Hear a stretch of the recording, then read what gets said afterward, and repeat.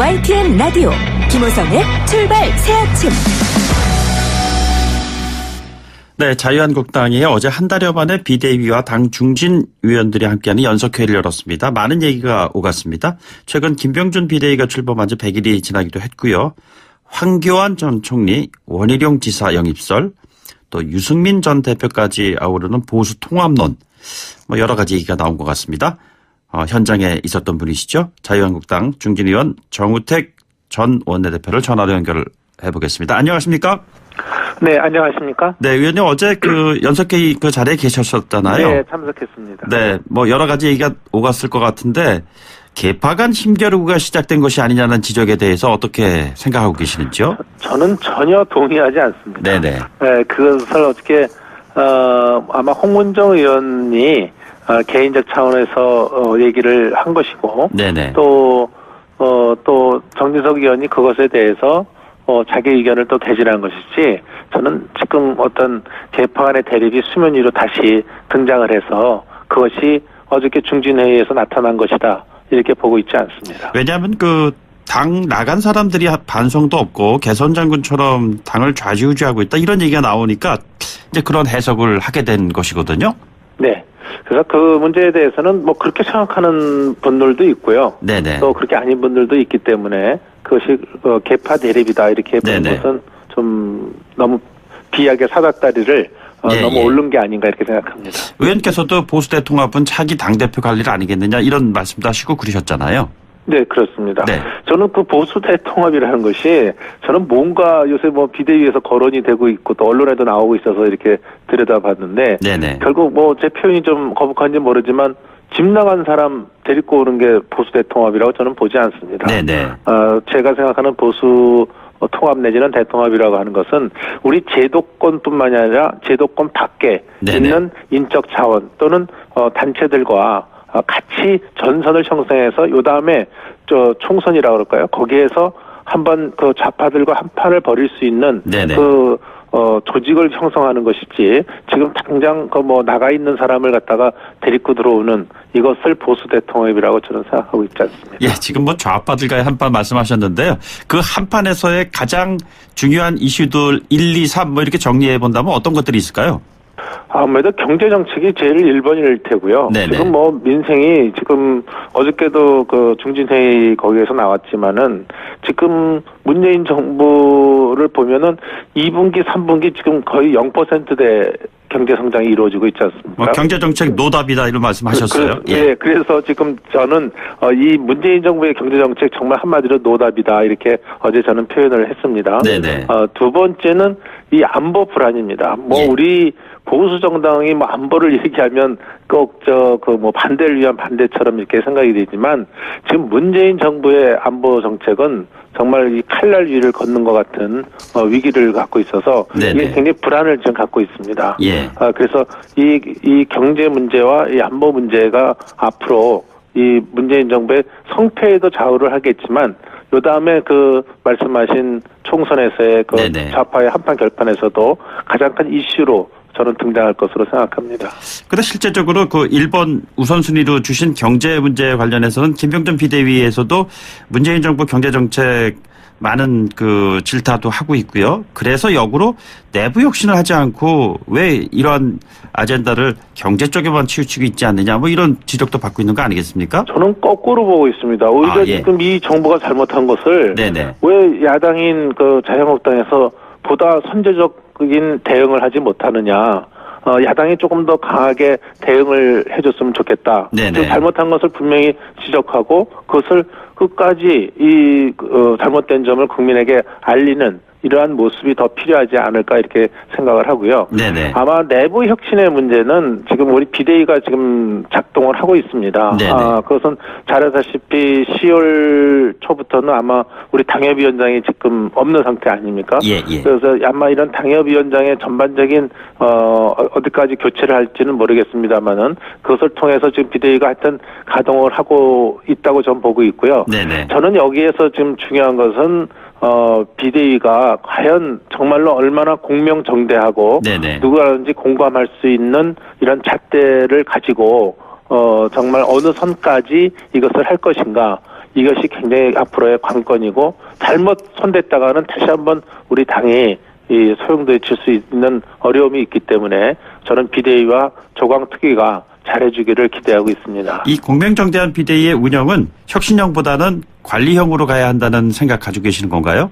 혁신과 관리가 잘 조화를 이루어야 되겠죠. 그래서 누가 보든지 간에 공감할 수 있고 이번에는 그 어떤 기준이 이런 자의적인 기준이 아니라 정말 공감할 수 있다. 공명정대하다. 공정하다. 이런 얘기가 나올 수 있어야 된다고 저는 보고 있습니다. 내년 2월쯤이면 전당대회 예정돼 있는데 그 전까지 비대위가 뭐를 가장 우선순위로 바꿔놔야 한다고 보고 계시는지요? 그것은 결국은 비대위는 한시 기구이기 때문에 전당대회를 통해서 당원이 뽑은 그 당대표가 선출이 돼야 됩니다. 따라서 그 요담 전당대회를 치르기 위한 여러 가지 당원 당규 개정이라든지 그 여러 가지 절차가 좀 남아 있습니다. 그래서 순조롭게 전당대회를 치러서 당대표를 뽑을 수 있는 이런 여건과 또 규정과 절차를 잘 만드는 것이 제일 큰 숙제가 아닌가 이렇게 생각합니다. 이게 앞으로 그 당대표가 정권을 갖는 그 단일성 집단 지도 체제 그리고 당대표 최고위원이 합의하는 집단 지도 체제 어떤 것이 지금 한국당의 체질에 맞는 것이라고 보고 계시는지요? 저는 합의하는 집단 지도 체제는 안 된다고 봅니다. 네네. 합의하는 집단 체제는 거꾸로 얘기하면 아무것도 할 수가 없습니다. 최고위원 중에서 한 사람이라도 반대하면 그 어떤 안건도 통과될 수 없기 때문에 저는 그것은 되지가 않는다고 저는 생각을 하고 있고요. 저는 지금의 체제도 저는 오히려 지금의 체제는 홍준표 대표가 워낙 그 당 대표로서 종횡무진했기 때문에 이러한 지금 반작용으로 대표와 그 최고위원을 한꺼번에 뽑아야 되겠다 이런 그 여론에 우리 당원의 여론이 더 많이 나온 것은 저도 잘 알고 있습니다만은 저는 합리적인 합리적인 그 당 대표가 나오면 그렇게 당을 운영하지는 저는 않을 거라 봅니다. 그래서 지금의 단일성 집단 지도 체제도 저는 합당하다고 보고요. 만에 하나 집단성 그 지도 체제로 갈 경우에는 당 대표한테 그 최고위원과 협의권을 줘야지 합의를 한다 그런다면 저는 아무 일을 할 수 없는 거다 이렇게 보고 있습니다. 중심에 놓을 수 있는 인물은 누구를 상상할 수 있을까요? 홍준표, 김무성 전 대표 안 된다. 또 당 나갔다 온 비박계는 안 된다. 이런 얘기들이 있는데요. 글쎄요. 좀 특정인을 갖고 제가 얘기할 수는 없지만 일반적으로 많은 제가 이렇게 여론을 들어보면 이 당을 폭망이라고 그러죠. 요새는 폭삭망하게 만든 당사자들은 요번에 좀 자숙하고 자제되지 않겠느냐 이런 여론이 많은 건 사실입니다. 바른미래당도 보수 대통합의 대상이 될 수 있습니까? 당연하죠. 그렇지만 지금은 여건이 성숙이 돼 있지가 않습니다. 왜냐하면 지금 현재로서 우리 비대위도 이런 그 통합을 위한 어떤 노력이라든지 그런 그 과정을 지금 밟고 있지 않고 있거든요.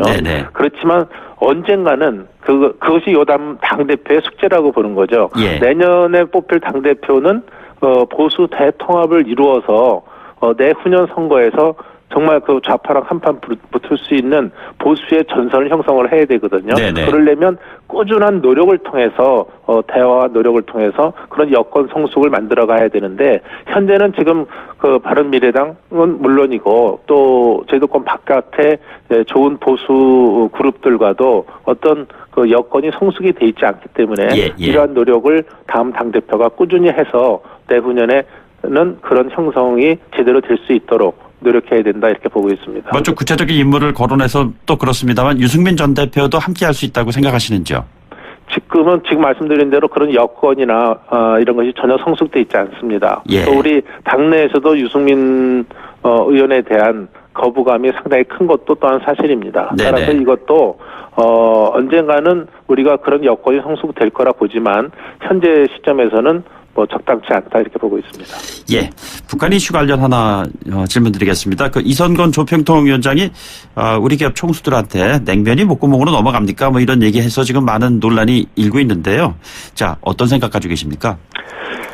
하여튼 이 말은 우리 많은 국민들 사이에서 회자가 되고 있고 저는 공분을 사고 있다고 보고 있습니다. 문재인 대통령이 왜 이렇게 북한 앞에서만은 나약해지고 저 자세가 되는지 저는 그렇게 생각을 하니까 거기 있었던 정보 관계자는 오죽했겠습니까? 이런 말을 듣고도 저는 문재인 대통령의 음식이 잘 넘어가는지 한번 묻고 싶고요. 한 가지만 더 말씀드리면 정말 우리 이 내 나라 경제는 망치고 북한 경제 살리기에 올인하는 문재인 대통령, 저는 도보다리에서 40분 동안 비핵화 쇼통을 하고 또 재계 총수를 앞세워서 경제 쇼통한다고 하더니 결국은 망신 쇼통 당한 게 아닌가, 저는 이렇게 보고 있습니다.